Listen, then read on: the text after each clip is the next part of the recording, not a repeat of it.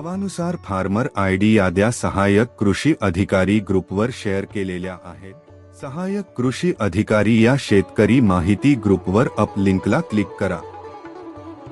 त्यानंतर आपला farmer ID number भरावा.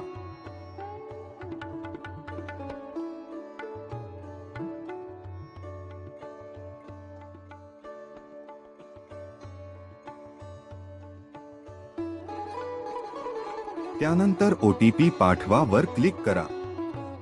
फार्मर आयडी काढताना जो मोबाईल नंबर जोडला होता त्यावर OTP येईल, तो OTP येथे भरावा.